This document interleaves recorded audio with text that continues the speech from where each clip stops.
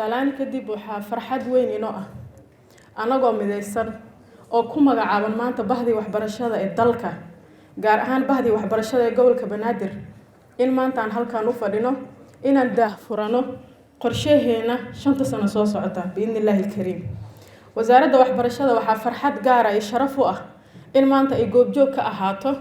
waxbarashadii dalka oo hoos loo dhaadhiciyay dhammaan maamulada dowladda federaalka ay hogaaminaysana ay qayb ka wada yihiin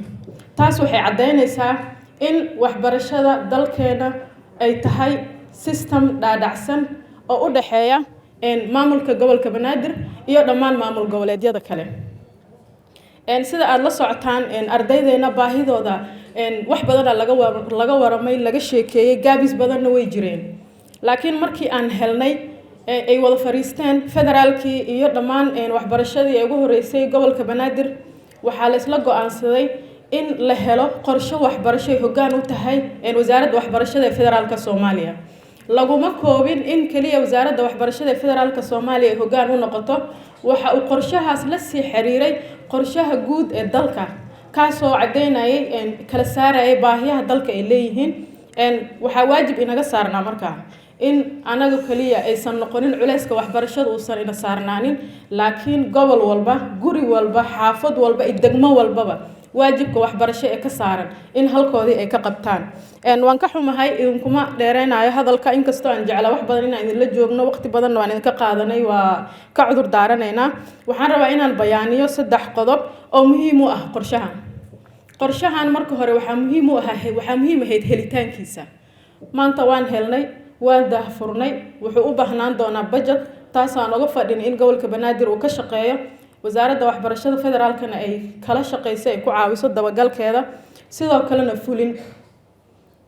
waxaan rajaynaynaa in qorshaha waxbarashada gobolka Banaadir hoggaan u noqon doonto wasaaradda waxbarashada anagoo gacmaha iswada haysan in aan u fulino sida ay u qoran tahay maadaama ay ku qoran tahay baahiyaheena baahida waxbarasho ee dalka ka jirta ee dowladda federaalka Soomaaliya ay hoos ka xariiqday ayay daba socotaa qorshaha maamulka gobolka Banaadir ee waxbarashadu hadda uu sameeyay si la mid ah dhammaan maamul goboleedyada qodobka labaad aan ka hadlayo waxay tahay si aan u badino access-ka ardaydeena sida aad la socotaan madaxweynaha jamhuuriyadda federaalka Soomaaliya iyo ra'iisul wasaaraha aan ugu mahadcelinayno in sanadkan uu noqday ajendaha labaad ee dowladeena waxbarashada ardaydeena waxaan ogaanay si aan u helno maskax nadiif ah waa in ardaydeena ay wax bartaan si aan u helno maskax ka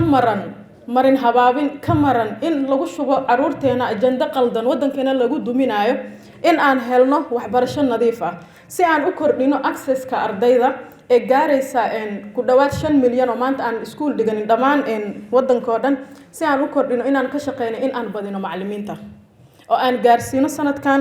aan ku darnay 3,000 oo macallin ay maamulayso dowladdeena federaalka Soomaaliya waan uga mahadcelinayaa wasaaradda maaliyadda guddiga miisaaniyadda iyo guddiga arrimaha bulshada ee baarlamaanka oo arintaas ka geystay wax badan naguna caawiyay in waxbarashada dalkeena ay noqoto mid ka mid ah ajendayaasha ugu horeeya ee dalkeena waxaan rabaa si gaar ah inaan u bayaaniyo waxbarashada dalkeena inay tahay mid inclusive ah dhammaan ummadda Soomaaliyeed ee qalinka inay wada qaataan ka shaqeynaysa taas waxaan jawaab uga dhigayaa nabadoonkeeni yiri dadka waaweyn wax lama baro waxa jirta qorshe hadda socda bilowday already in iskuulo u furan yihiin dadka waaweyn ayadoo aan ka hortagayno in wadankeena ay ka baaba'do qof aan wax qorin waxna akhrinin si waalidka ay ardaydana ay iskula jaan qaadaan insha Allah waxaan ku soo gabagabeynayaa waxaan u baahnaan doonaa qorshahan inaan fulino inaan gacmaha isqabsano dhammaan bahda waxbarashadana ay ka qayb qaataan haddii Ilaahay yiraahdo wasaaradda waxbarashadana mar walba inay u taagnaato la shaqeynta dhammaan maamul goboleedyada ugu horeeya gobolka Banaadir la socodka in qorshahaas uu fulay Ilaahay idinkiisa sida aad la socotaan maamulka gobolka Banaadir waa gunti ay ka bilaabaneysay shaqo walba haddii uu guuleysto qorshaha 5 sano ee gobolka Banaadir dhammaan maamul goboleedyada kalena waxaan rajaynaynaa inay ku guuleysan doonaan haddii Ilaahay yiraahdo ugu dambeyntii ka wasaarad ahaan nafteena iyo naftiina waxaan u dardaarmaynaa waajibkana saaran wuu ka weyn yahay waajibaadka saaran dhammaan qaybaha kale ee ka shaqeeya arrimaha bulshada sababtoo ah waxaan ka shaqeynaa anaga maskaxda ardaydeena waxaan marti u nahay caruur da-dooda ay u dhaxayso 5 sano ilaa 19 sano oo inooga baahan inaan jiheyno